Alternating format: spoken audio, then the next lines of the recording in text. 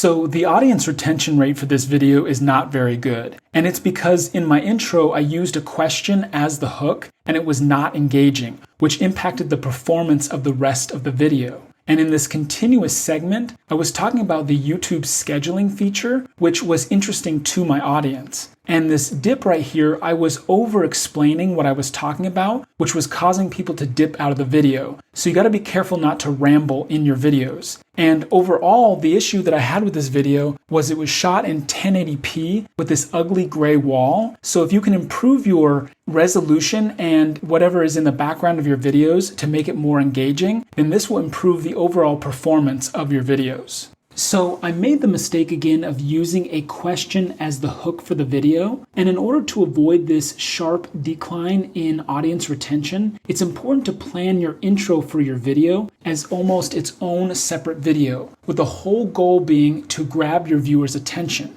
And the mistake that was made in this dip is I was collaborating with my friend J.R. Hall, and at the end of his video clip, he said goodbye. Now this wasn't his mistake. I should have cut this out in order to not accidentally signal to people that the video might be over and that the value had been given in the video. So this video had a terrible average view duration, and within the first 30 seconds, I lost 56% of my audience. And this may have been because I used a question as the hook for the video, which apparently doesn't seem to be working very well. And this video may have also been doomed from the very beginning because I talked about where to get free B-roll, but then also how to use it to get more subscribers on YouTube. So it may have been a bad idea to pack two different topics and concepts into one video. Now, this video had two dips. And the first mistake that I made was here I named all 5 of the websites that I'll be talking about in this video, which made people feel like they had gotten the value in the video, and so they dipped out. What I should have done was to talk about one website at a time, which would have given you a reason to stay to the end to hear all 5 of the websites. And this second dip here, this is where I named my favorite website. And once I did that, I think a lot of people realized they had the best information out of the video, and so they didn't stay for the rest of the video because now they could go check out my favorite website. So what you want to do is you want to save your favorite stuff for the end of the video so that people have a reason to stay for the whole video.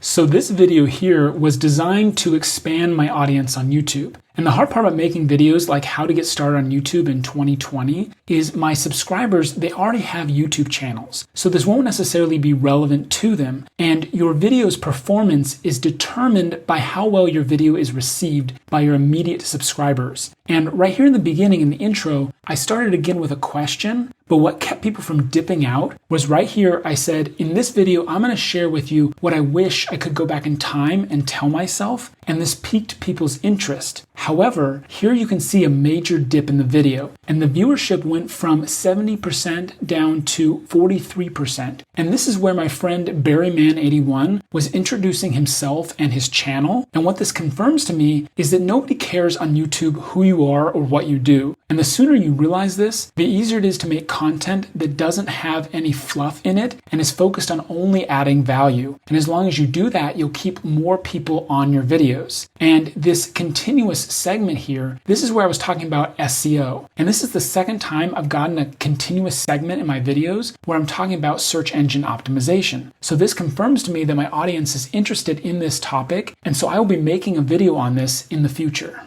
So this video has a really interesting audience retention graph. Within 10 seconds, I'd lost basically half of my audience. And the first segment of B-roll that I used in this video was not engaging. And right here at the 10-second mark, this is when I started the second bit of B-roll. And this piece of B-roll did actually engage people because you can see that it wasn't such a sharp drop anymore. And then right here, I actually ate a chili pepper, which showed people that this video was not clickbait. And what this tells me is I should have started by eating a chili pepper right here, which would have kept people engaged because some people thought this video was clickbait and they clicked off. Whereas if I had started with the chili pepper, they would have known it wasn't clickbait and it would have saved the video's performance overall. Now, in this continuous segment here, this is where I was sharing several bonus tips on how to get more views. And what this tells me is that people were interested in those strategies, but weren't necessarily as interested in the whole overall concept of the video that I was covering here. And at the end, this dip here, this is where I said, if you enjoyed this video, and as soon as I said that phrase, it told people that the video was over, and I was basically just talking about my next video. And so you're going to want to avoid doing things that signal that the video is over.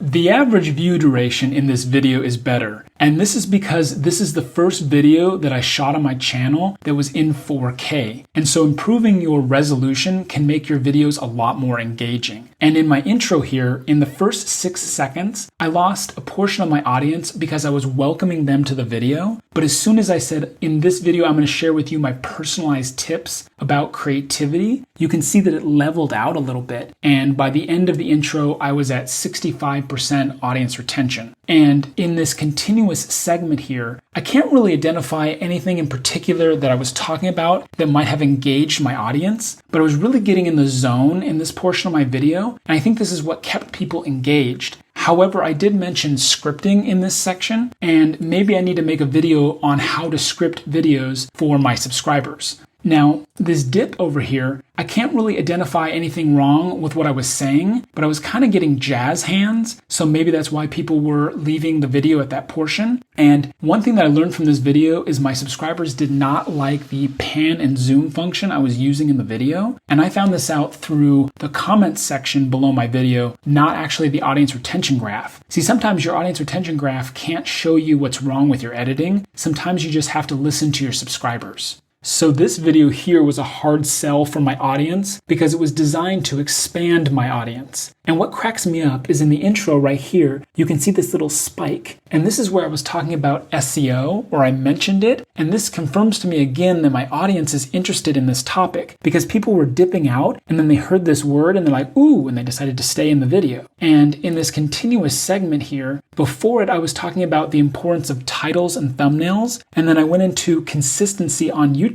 And this makes me think that I should make a video on how to be consistent on YouTube because maybe some of my subscribers are struggling with this concept. And with these two dips that I had in the video, the first one I'm talking about the importance of an enjoyable viewing experience on YouTube. And maybe some people who were watching this video did not think it was an enjoyable viewing experience, and so they dipped out. And right here, I was talking about the importance of improving your sound, and I've mentioned this a lot on my channel, and so essentially I was repeating myself, and I think that made some people get bored and dip out of the video. So it's important to not repeat yourself too much in your content, or it can bore your audience and they'll leave. So this is just embarrassing. I can't believe I wasn't able to even keep 50% of my audience on a 3-minute video. Just saying. So in hindsight, my intro for this video was a little bit awkward, but this continuous segment here, I shared several tips quickly in the video, which I think is what kept my audience consistently watching. And these two dips right here at the beginning, this is where I was saying stuff that was overly obvious, and this is why people were leaving the video. But what cracks me up is this spike right here where I mentioned that Brian G. Johnson shared one of my videos, and this must have been really interesting to my audience because they did something here to indicate that this part was really interesting to them.